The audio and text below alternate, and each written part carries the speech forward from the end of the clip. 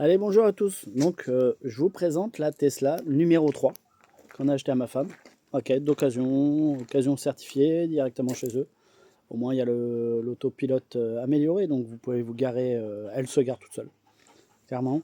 Vous pouvez l'avancer et la reculer avec le téléphone, sans être dedans. Donc ça, c'est un truc qui est pas mal quand il y a des gens qui vous collent sur le côté pour éviter d'abîmer la voiture. C'est quand même des choses qui sont pas négligeables.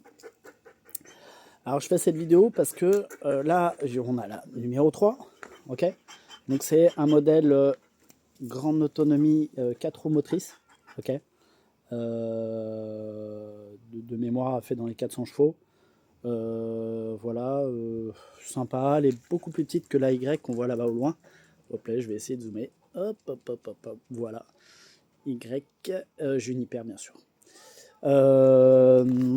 Qu'est-ce qu'on peut dire sur celle-ci? Alors, mince, l'horaire, comme je suis en vidéo en même temps. L'intérieur est sobre, hein, de toute façon, il n'y a pas grand-chose à dire. C'est vraiment de la bonne voiture. Pour les rageux, je fais cette vidéo parce que nous sommes le samedi. Et du coup, la Tesla 3, il lui restait 28%. Donc on va la recharger à 90%.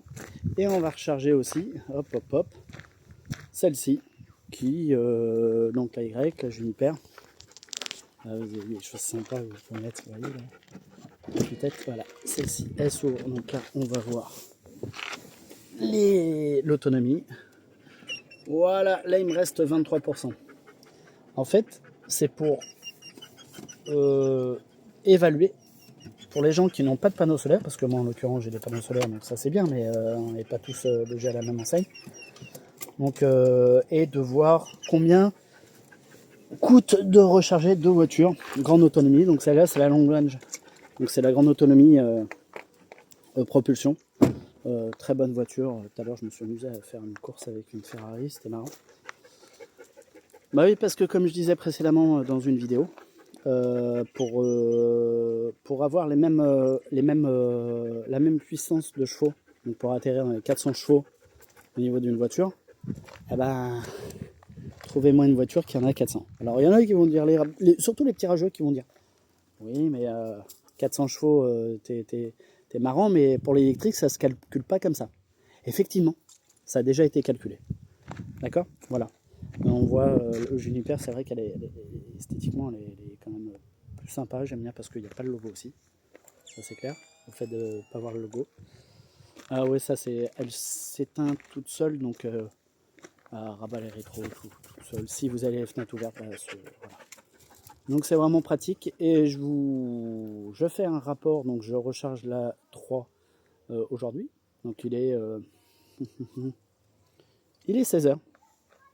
Donc il est 16h, on est dans le sud de la France.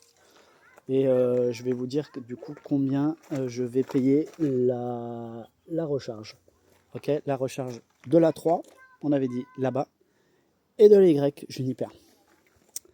Je reviens vers vous et on verra combien réellement ça nous coûte. Celle-ci pour aller donner à 600, un peu plus de 600 km d'autonomie. Finalement, si j'arrive à en faire 500, c'est déjà très très beau. C'est vraiment, je roule pépère, voilà. Je me mets en mode confort. Et puis l'autre, alors il me semble qu'elle est donnée à 500 km, mais la Tesla 3, 500 km, peut-être un peu plus, ça je dis une bêtise.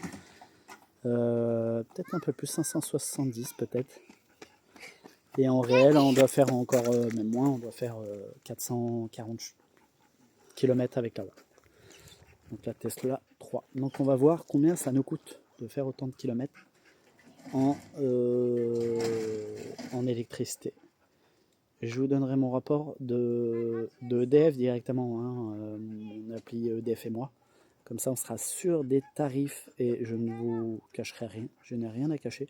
Bien au contraire, si je partage cette vidéo, c'est pour aider les gens qui sont soit des futurs acheteurs, soit qui ont des doutes sur comment ça se recharge. Alors là, je recharge en 16 ampères. Hein. Donc, c'est pas énorme. Allez, je vous fais la deuxième vidéo. Plus tard.